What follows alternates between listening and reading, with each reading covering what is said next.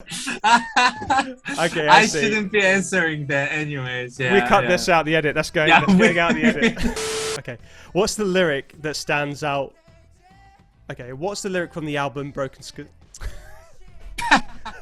Oh man, I'm losing. You are I'm going losing to my you are going composure. to edit that. Like you put this in the footage. I'll do the bloopers. When I placed a song with Chen, and I was a nobody. Nobody. I had no references before. SM did not know me. No one knew me as a songwriter. It's very good to have open-minded and listen to people who care about you. But you're the one who needs to decide to believe in yourself. A song can be perfect. A song can be perfect for someone else in a certain moment. Writing in your own style, they can bring you unique opportunities. Who would you be rather stuck in a shopping mall with, a vampire or a werewolf? A vampire or what? Hey there, welcome to the video. Today on the channel, we are very fortunate to have the immensely skilled songwriter, producer, and artist, NIve. He has dropped his new single, I'm Alive, which has come from his new mini-album, Broken Kaleidoscope, which is available to stream now. He has written songs for groups such as NCT, BTS, EXO Chen, Super Junior, SF9, CLC, CRAVITY, and for his own music, he has had features from Heize, Sam Kim, and more. On this channel, we like to dive in deeper inside the songwriting and production process and expose some of the secrets to some of your favorite songs. Hit that subscribe button if you want more videos like this one, and if you are a brand, artist, or manager and would like to work with me, contact me via the website link in the description. NIve, how you doing, man? Thank you so much for joining us. Good. Thank you for inviting me. Man, it's an absolute pleasure. I just got to say off the bat, congrats on I'm Alive. Like, how has the feedback been since the launch of the MV and single and whatnot? Thank you. I mean, I was very nervous until the album, was dropped. My fans were very excited, and then the comments that I got for the song "I'm Alive" was like, "Oh, this is like different from what NIve's been doing. It's fairly a different genre from what I've been doing, and so far, I've got like a lot of positive messages and reactions. So far, I'm good. I think that's it's awesome. going pretty good, yeah. That's great to hear. Do you find, like, with your kind of hardcore fans and whatnot, do you think it's hitting more of a, it's resonating on a much deeper level? Or if there's people who've never heard NIve before, is this a good introduction to the NIve sound and the mini album, whatnot? I think so. I mean, like for those of people who didn't know about me, if they listen to the album, I strongly recommend to listen from track 1 to track 5.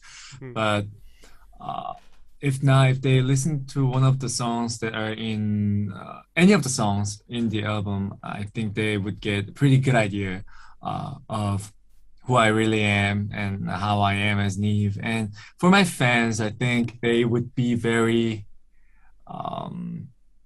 very excited.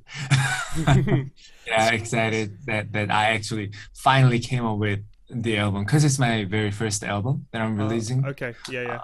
So yeah, they'd be excited.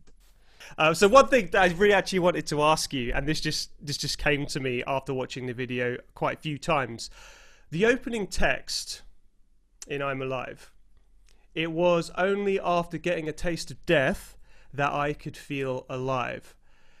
Is there a story behind that statement? To stay alive and to feel what it means to be living, I feel that you have to kind of explore all the feelings, even though it may be, negative or, non-positive, like sorrows or like anger and stresses.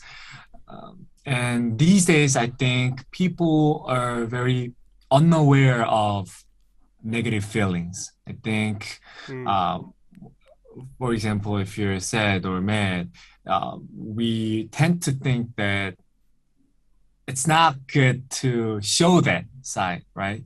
And I always, I was one of those people who always smiled and always, showed my positive side and like laughed. And I thought by doing that, all those negative feelings would be gone.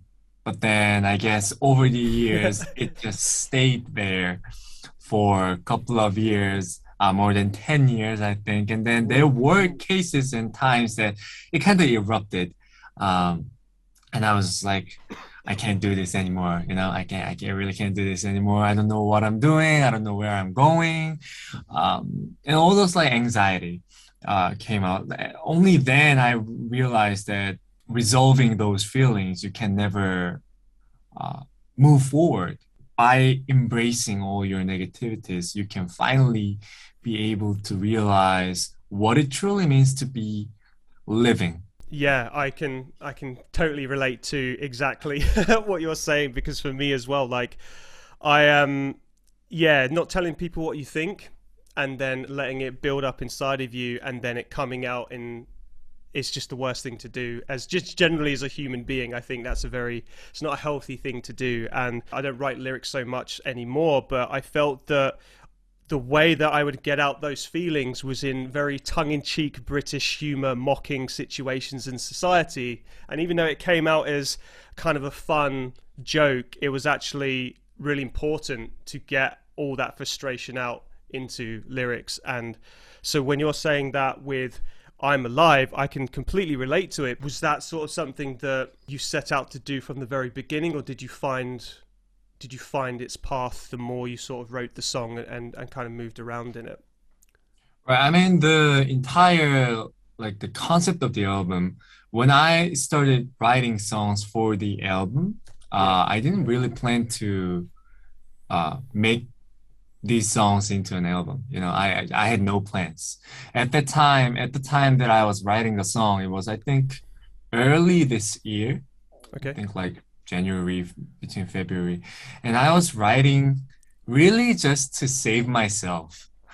Yeah, man, I know that feeling. I, Yeah. the first song that I wrote was Escape, which is the number one track. And then like number two track, Maybe I Wanna Die. Number three, I'm Alive. It's just like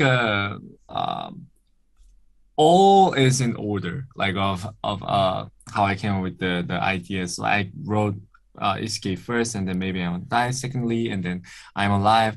So I think it was just like I had to get my thoughts out. Mm. It was like the process of tattooing on a piece of paper or like on your laptop screen about your feelings. You know, I really, really, really, really need to accept that the world is not a pretty place. Yeah. Yeah, man. and, and I just wanted to show that courageous song, like marching kind of song, that even if the world is unstable, Mm. I would. Especially in the last year or so, right? Yeah, yeah, Yeah. yeah. It's also a letter to myself. Mm. I was like a process of me keep on reminding that it's I'm still alive. I'm feeling it because I'm alive.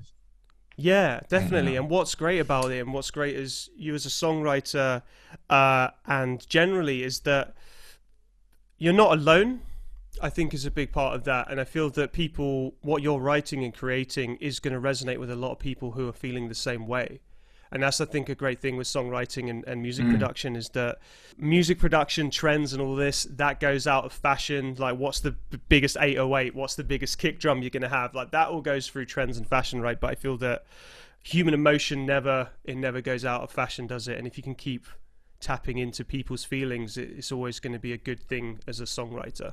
right, right. I mean, that's the whole purpose of this album too, to make sure that people feel that they're not alone. I would strongly recommend this album to people who feel like, is this just only me who are feeling this way? Or like, it's me who feel this is so hard? Or like is it only me who are feeling in particular a certain way? And I made these songs into an album in hopes getting to people who are in need for this, like the feeling of like they're not alone. That's really cool to hear. Yeah. So can I ask, with the live, as much as I'd love to do the whole mini album, I don't think we have time for this, but with I'm Alive, what was your songwriting process from start to end product, the end result? What was the process, if you remember all of it? Oh man. I know that's a loaded question, man, but Yeah, actually when I started the demo, I don't play real bass. okay. So I use certain like plugin like Trillian. I started the song by setting up the tempo, and then I added kick first. Like I was like tung tung tung Nice. tung. For some reason, I felt like, oh, maybe it's very simple. It would be very cool if the bass followed the rhythm as well. So I was like, boom, boom, boom, boom. From there, I was just like, there's room for melody, right? And then after building the chord progression only with the bass, so bass line with the kick pattern, and then I top lined on top of it. And so I wrote melodies on top of it. And then when those are done, that the process was done, then I started giving the production a form, like a verse, pre, and then chorus. I wanted the song to be dramatic. Production itself, I wanted it to start off simple, and then on the chorus, I wanted it to be like kind of like burst out with sound Huge. and I wanted it to be huge. But then I wanted the melody, like how I sing, to have certain energy. I didn't want it to be very dramatic. I want it to be just like always like this. Yeah. Start off very strong, pre very strong, chorus very very very strong. And you got super gritty vocal as well. Like there's a lot of grit and aggression in the vocal. First style that new style that I'm trying out. It naturally came out too. I didn't really calculated myself to do that. Yes. I guess the production naturally like longed for that kind of vocal. Obviously the rhythm, the low end, like the kick and bass, are the main driving factor for the track, which is great. But what's really cool is it sounds like you brought in your vocal line, so it's like you had the groove locked, then went to vocal, where, say for example with myself, when I'm pitching, the song's pretty much done before the vocal top lines even started. Right. Yeah, I just like, it's just like maybe it's probably because I like kind of like write songs and like do the production at the same time. I'm like building production, and on top of that I'm like humming the melody. So it naturally comes out, and then I just like, my process of making like songwriting is pretty quick, like idea wise. At least I want to get things done as quickly as It's a time possible. limit, isn't it, for inspiration? Yeah, like, and especially for I'm Alive, it's just like all the songs in my album, because all the vocals were done in I think 2 takes. Really? Wow. What's really funny is that 99% of what's in the album is done in my room. Yeah. Okay. All the vocals, and it's all in like at least like 2 to maximum 3 takes, because I really wanted, more so than the technical side, what was really important for me was that emotion itself. And then for this album, emotion was crucial. And I felt like as I sang it over and over, the second take was like lacking the energy than like I did for the first take. So majority of the takes that I picked for the vocal lines were all from like first take.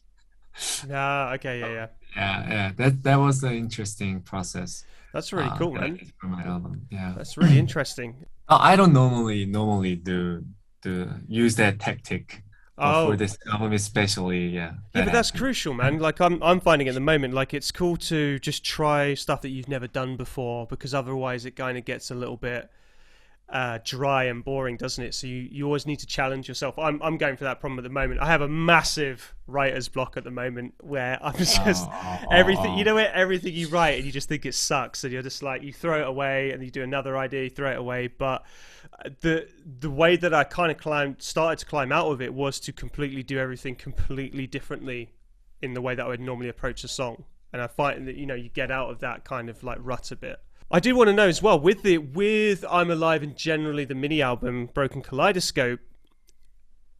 How many songs did you churn through ideas and then just threw them away because you didn't think they were right, or was every song? Because I'd like to know this just out of interest. well, originally, I think what I shared with my team was 7 songs.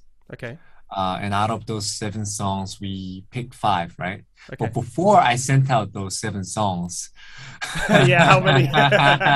oh boy, I think I went through 20.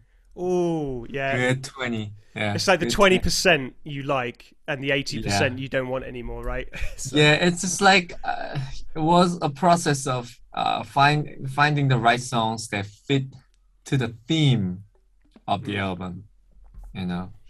It was about Broken Kaleidoscope, which was about myself. So I had to pick the song that showed the deepest side of myself, like melody wise, more so than melody, the message. So before I sent out all the songs to my team, there were more than I think 20, 23 songs that I had to yeah. go through. Oh, man. So for people watching at home, uh, it takes a lot of ideas to go through something until you finally choose what you settle with, right? So many demos to just get rid of them. And I imagine Save that, files is the key. yeah. What was the with I'm Alive? What was the biggest hurdle or obstacle that you had to go through with the writing and recording process of that? Because recording sounded like it was pretty efficient and quick, so maybe it was more Yeah. the writing that was a bit harder. Well, ironically, singing the song was the hardest part. Okay. um, just because it's high. It's vocal wise, I am like high baritone. hmm And this song is registers in like kind of like tenor line. So like vocal technical side wise, like I was like, we need emotion. But then while I was like, I recorded it and tried to sing it live, it was like this pretty hard. Very hard. It sounds great though, Actually, man. it's Yeah. it's very hard. But other than that, I think finding the right uh fitting all the sounds in right tone was the hardest process because it's a rock and roll genre, right? And the genre itself is pretty rough in my opinion. Hmm. So when I picked my first sound for kick and snare, something was not right. The rhythm and everything was going on. Its idea is there, but then I didn't realize that I picked the wrong kicks and snares. Sample So selection. figuring out Yeah. the right toned kick and snare were the most challenging part. I know the struggle, man. They must have gone through quite a few kick samples, recordings, ideas to get where you are today. Yeah, I wasn't really overseeing the kick side just because of the genre. But then kick was more than important than more important than anything. Yeah. In the end, I kind of realized after messing things up for a few times for this song. In Yeah. in this track, right? Are there any go-to NIve writing techniques that you always go to when you're writing songs? Like, can we hear any of them in I'm Alive or throughout the mini album? Really depends on the songs that I work on, but I think the verse is the most important. First verse, coming up with the most catchy first verse is crucial. So I struggle with the first verse a lot. When I'm writing a song, when the first verse idea comes out in the right way, then the entire songwriting process falls in just like right in that zone. It's in the pocket. After experiencing that for a few times, I make sure the verse is pretty empty, like empty. The first verse, I make sure to leave that empty. Make sure the chorus is chorus. Yeah. Yeah. Like production wise, this is chorus. Yeah. But later on, what I'm trying out these days is to minimalize the chorus part. Okay. So minimal verses and big chorus. Yeah. But in the future, it's gonna go a lot more stripped back and more focus on the vocals in the chorus. And this is what we could. Yeah. And to add on top of what I've been saying, I think structure-wise, so far, bridge is, I think, I tend to put more uniqueness to it. Okay. Escape, it's like the bridge is like chanting. You gotta escape. You gotta escape. You gotta keep from the sound. Like, and it's just like I make sure that the bridge is pretty different from verse and chorus. Like with Broken Kaleidoscope, it's very consistent throughout. Now I know that's very hard to do because you need it to sound interesting and innovative, but still sound related and have some sort of unity throughout the mini album. So how did you keep the consistency? Did you always have it in the front of your mind? Not really, just because I wrote the song to really save myself and it's just like I didn't have the concept of album in my mind when I was writing the song, so I wasn't feeling obligated to keep up with my work, but actually I felt more of I was in the surviving mode. I was like, I need to express, to breathe. It's like expressing and writing songs felt like breathing in and breathing out. So I was just like, I didn't even know what I was doing when I was writing a song. You just went. You just went. Yeah, it's the songwriting it's the only thing that I'm good at, to be perfectly honest. And it's the only thing that I really, truly, truly, truly love. I didn't try to be consistent. Rather, I was just like doing it because I felt like it.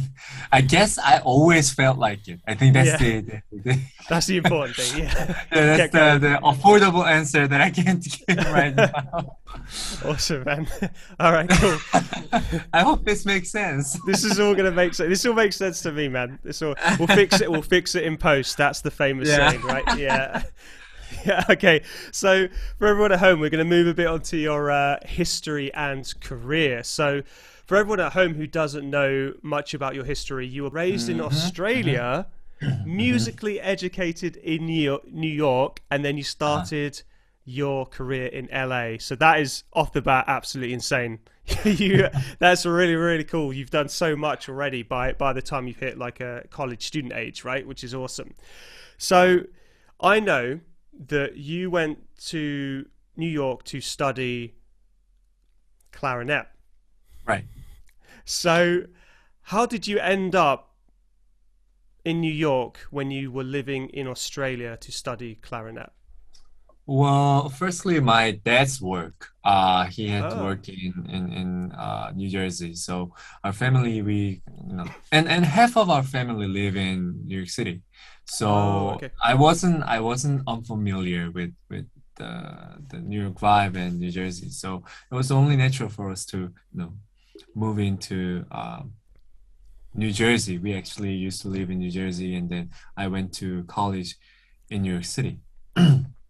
And then I went to high school there first. We kind of realized that with my GPA, it would be hard to get into decent colleges. So, and at the time, I was specialized in clarinet. So, and I just loved playing clarinet, and I guess my parents realized that I'm the best at when I'm interested in a certain, Yeah, yeah. things. I kind of kept up with playing clarinet, and then I ended up in a college in New York City, uh, majoring in classical clarinet. Now that you mentioned where I used to live and then moved around, it's I kind of had nomad style. Yeah, yeah, that's across different, it's not even like different parts of the country, it's like complete continents across the Yeah, planet. it's It's just different like, continents. It's like, yeah. who knew that I would move to Australia from Yeah. South Korea? So Yeah. this is something I want to ask you as well. So clarinet, part of the orchestra, classical instrumentation, uh, commercial songwriter. They are not related, really. So Not how? really. Yeah. Not So really. how? Not at all, No, actually. exactly. So how did that happen? There's this huge grey area that hasn't been answered here. So Yeah, I how did you get mean, into it commercial was, songwriting? well, I'm not gonna be like too detailed because it's gonna take like hours and hours. Okay. But to give you like a brief summaries of that story, how I ended up to become a commercial songwriter. It went like this. I went to college, majoring in classical clarinet. Then I went there for a year. Then I hear a story from who's graduating from Juilliard um, graduate school. She was my friend, and she was older than I was. And we had conversation. I was like, "Hey, if you're graduating from graduate school, so what are you gonna do?" The first reaction that she did was like, "What's up?" And she's like, "There's no audition spot for now. So even if I graduate, I'm gonna have to wait for another spot." I don't know how it's happening, how it's working out these days, but then at the time, I could feel her struggle, and I was Mm. like, "That's me in 8 years. Well, maybe I should take a break from college at least for a year before I get into that lifestyle, experience different things." Because really liked playing guitar, playing piano, and sing along with it. Mm. Uh, so before I get into that world of clarinet, professional clarinetists, I want to experience the different side of um, just like musicians. So I applied for a leave of absence. People thought I was crazy Yep. because I was the only clarinetist that got into that college in 2012. So if I went applied for a leave of absence, it would be a huge miss out Mm. for Okay. me too. So it was a huge decision, but then I did it, and I went there, and I went to do like buskings. I went to I uploaded me singing on YouTube, and then that led me to apply for Korean audition program. Um, it was like American Idol Okay. Yeah. in Yeah. Korea. Hmm. So I went to Superstar K. It was called Superstar K, and then little after applying for the audition, I was on TV. Ended up in top nine. Oh And then wow. after that, yeah, I met up with the agencies and labels that were willing to help me out. Then I struggled there in Korea for a I few bet. years. Then I got connected with the company that I'm working right now. We're their production team. Jumbos. So yeah, Yeah. Yeah. Jumbas. We K-pop based. We sell lots of songs to Yeah, I know them. K-pop singers, I've heard of right? them. Yeah, I've got a few guys who write with them. Yeah. Yeah, and I signed as an artist and songwriter there. Didn't know that I would end up writing a song for Chen, EXO, Yeah, man, Beautiful that's awesome. Goodbye. So that was my very first song as a writer, That's huge, man. which got That's placed. Yeah, and it was like actually, uh, like to this date, I am one of the biggest song that I did. So I think since then that led me to become a commercial writer and a singer-songwriter. I think that helped me out with my career.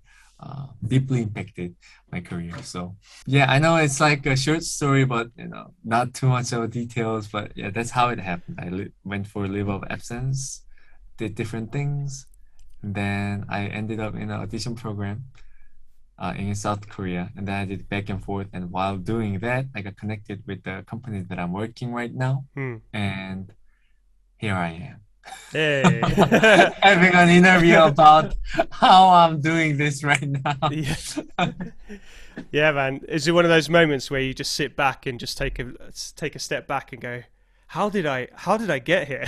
Like, what happened? Yeah, before I think about that a lot. Like, actually, often these days, before I go to sleep, I'm just like, now that I think about it, if this didn't happen, what would I be doing? Oh man, butterfly effect, or oh my god. Like, what's been like the ultimate best moment of the career so far, and the lowest? The highest point for me was placing the song for the first time. I think that was the start of the pinnacle of my career's path. It meant a lot to me because at the time, and I was at my lowest around that era as well. So the highest and lowest it was happening at the same time, because I was at my lowest because I was losing my self-confidence in myself as a songwriter and as an artist.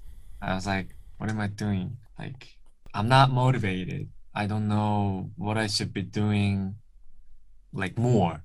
I heard the news that the song got placed with EXO Chen.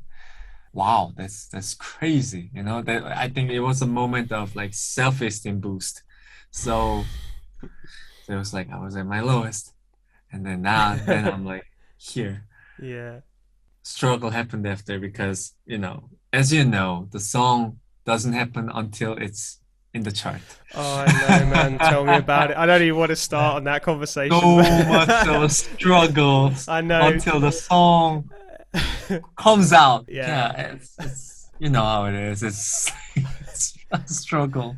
I know exactly what you're going through, man. Like, I went through it like over the last kind of 3-4 years or so. It's just kind of like, what am I doing? And the lack of motivation, the lack of inspiration, am I doing, what am I doing? Like, yeah, it's just kind of, and then, you get notifications that songs are going to come out and then they don't. And then you're just like, what can you do? Like, you just keep going. Yeah. That's all you can do, isn't it? As a songwriter and producer, it's just like, I think we taste failures way more than we taste like a glimpse of success. It's not even like a huge, it's like the release of a song itself is like, to me at least, like huge success, because I know how tough it is. You have to go through so many process with so much of a personal struggles.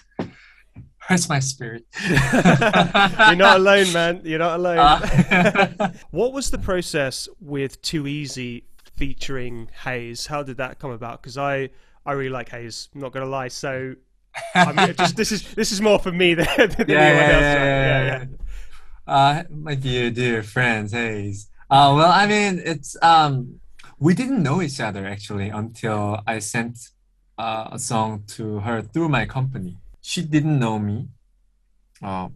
Obviously, I knew her. Yeah, she's famous. Yeah.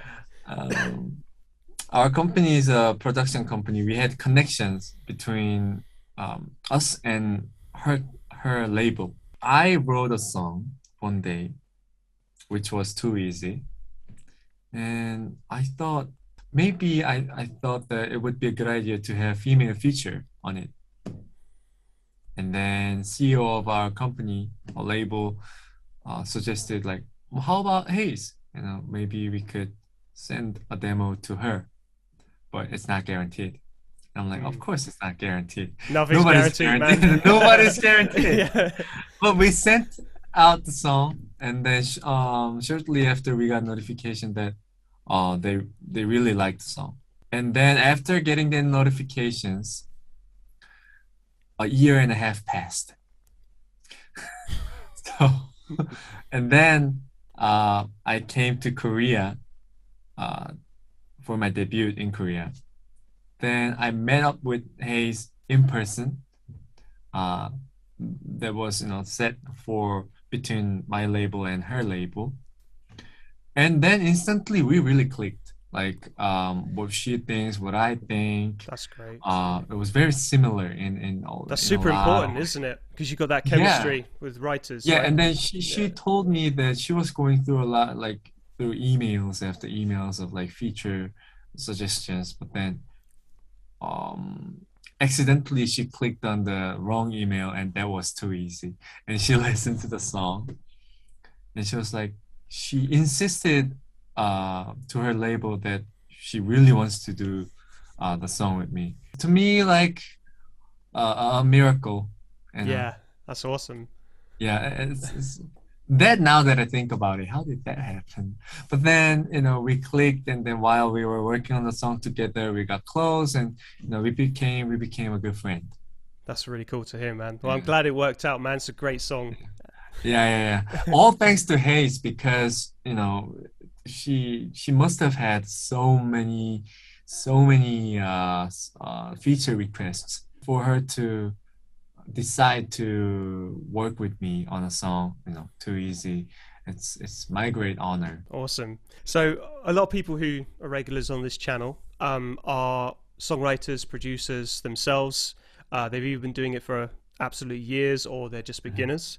A lot of them mhm, want to learn much more about K-pop music production, songwriting in general. So one thing I'd like to ask you is, in your opinion, mhm. what are the differences between a good and a great songwriter? Great songwriter. Um that's my goal as well. I'm Okay. still struggling. But what I see, here I go. To become a great songwriter, in my own opinion, you have to have a good theme uh, for the song. More so than the structures and melodies and song chord progression. Uh, the message in the song that differentiates a good song from good song to a great song. If that makes any sense. Does it make Awesome. any sense? Perfect. Like, That's yeah, great. Yeah, yeah. yeah. Good theme. Okay. Good theme. Okay. All right. Okay, man. So, for if you were to give your top 3 tips for people Mm. starting out, songwriting, production, what would your top 3 tips for beginners be? Listen to others, but then don't listen to others. And plus, don't expand your universe outside of yourself. Expand the universe within yourself. Work on your unseen craft. That's what I really want to say. For example, I know a lot of people say that to place a song with another people or like to write songs and then play, you need to know this person, you need to know that person, you Mm, need to know this business, hmm. you have to do some business. No, no, no, no, no, no. For this is my personal experience. I had no business when I only had my label when I placed a song with Chen, and I was a nobody. Nobody. I had no references before. SM did not know me. No one knew me as a songwriter. For all those 13 years, 14, 13 years, I was just like, a lot of people told me this and that. And, there were moments that I was swayed by that and this, and, like, you know yourself the best. And once in a while, it's very good to have open-minded and listen to people who care about you. But you're the one who needs to decide to believe in yourself. And to do that, you have to expand the universe within yourself. That way, your songwriting, you will have your own style. Writing in your own style, they can bring you unique opportunities. And what about the other 2 tips you'd say? Well, it's a long one tip. Yeah. That's a long first tip. Secondly, sleep and eat well. Don't think too much because there are things that you can control and you cannot control. be at ease. I think that's my second recommend, Cool. which I'm also struggling to do.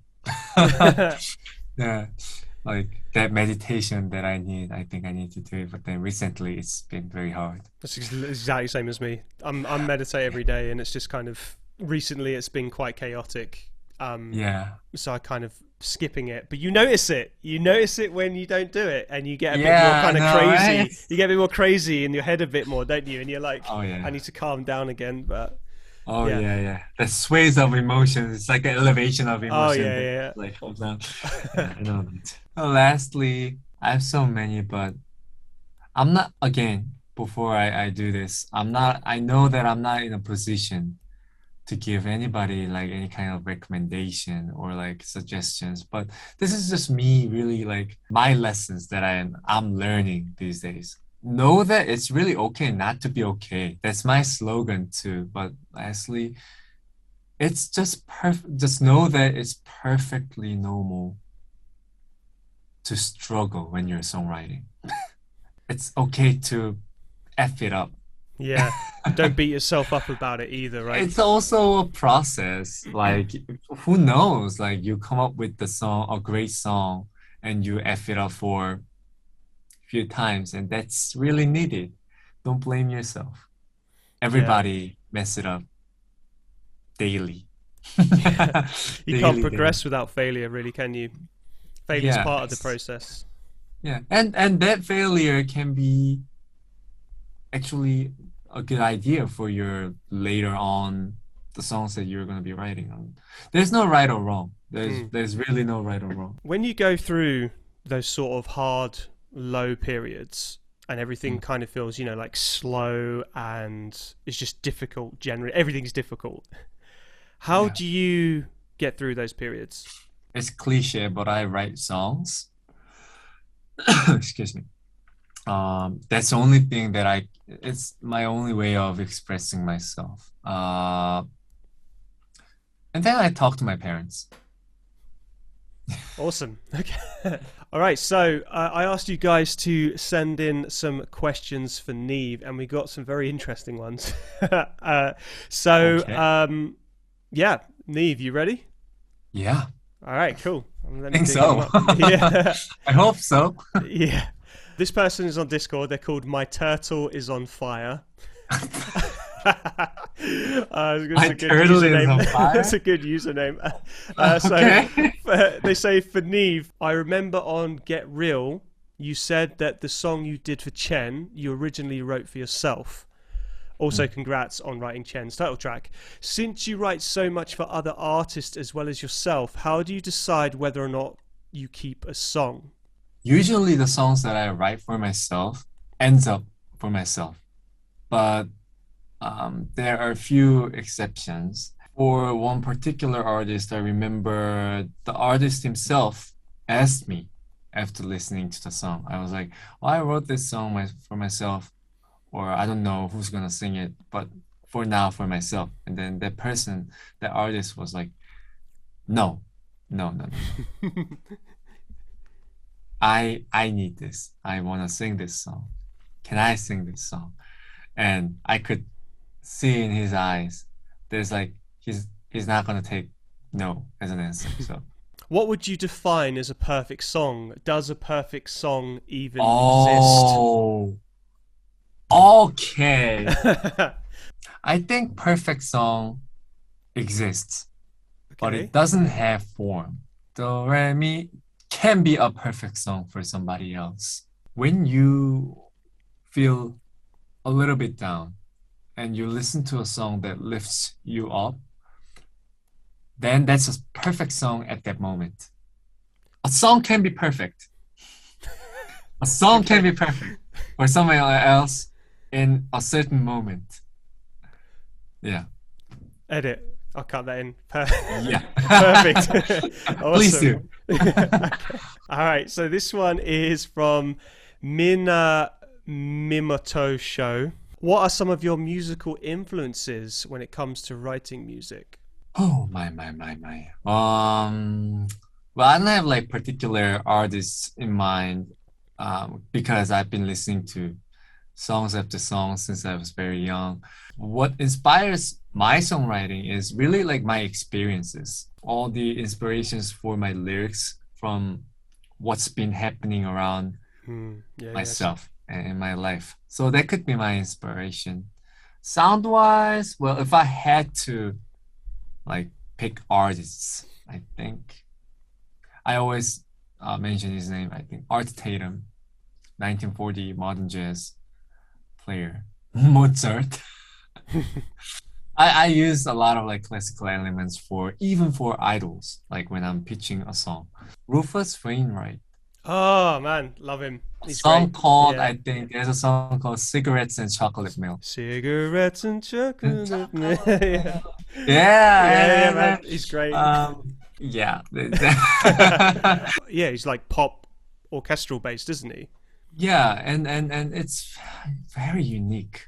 His style is Yes. very unique. Yeah. It's I have his song calls for a nostalgia for a place that I've never been to. You know, it's like I've never been to this certain place, but then it feels like I've been missing my hometown, which I was never born in.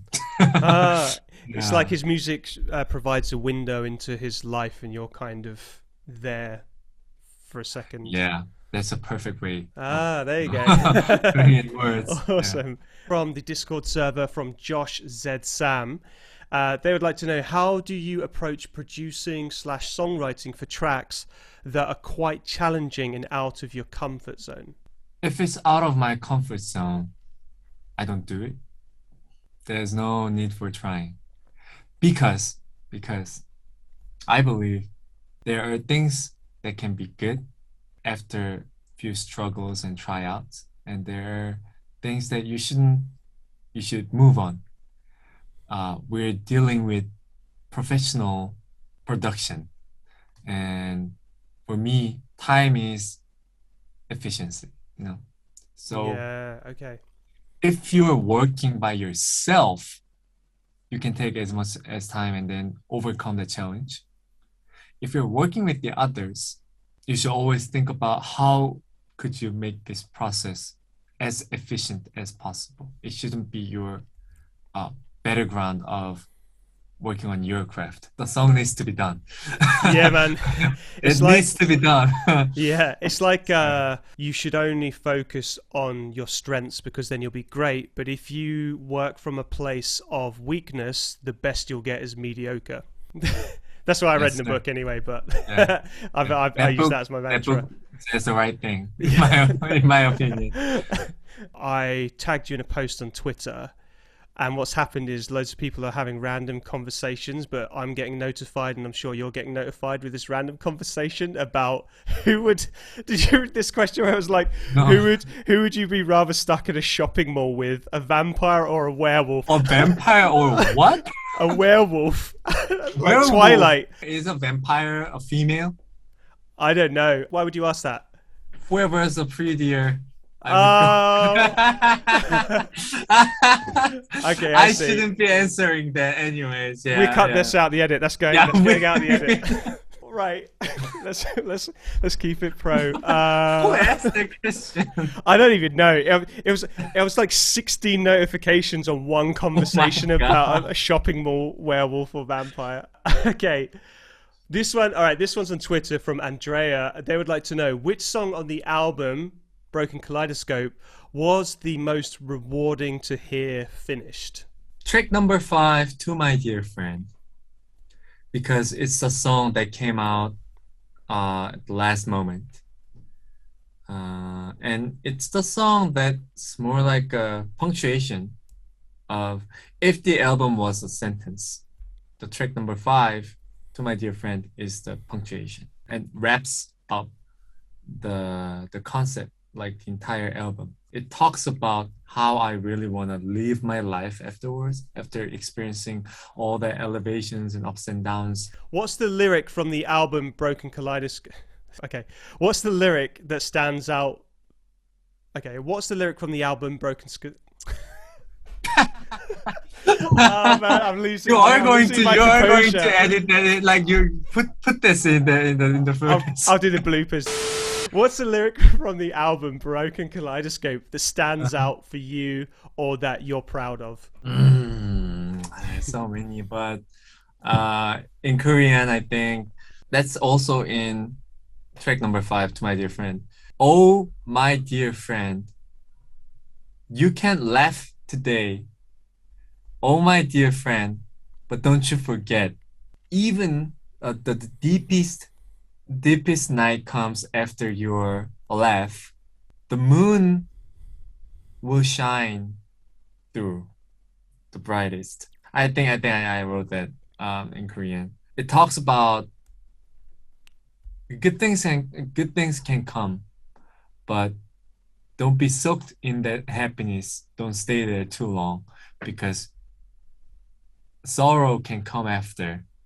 But don't forget the moon will shine even in the deepest night sky, which means that things will get better. Awesome. NIve, thank you so much for coming on the channel. Really, really appreciate your time. Chris, it's my pleasure. Thank you for inviting me on your show, your channel. No problem, man. I had so much fun. Good bloopers here and there. So many bloopers. So many bloopers. Hey, life is about bloopers. Without those bloopers, life is not life. Yeah, You're not alive. We like to keep it professional on this channel. Screw it up every so often. If people wanna find you on social media, where should they follow you? Well, pretty easy. You can type in "This is NIve" at "This is NIve" for Instagram, "This is NIve" for Twitter, "This is NIve" for I think YouTube. Awesome, man. Thanks so much. And if you haven't already, watch I'm Alive MV as well. Absolutely incredible. Catch you guys soon. All right, bye bye. Yes,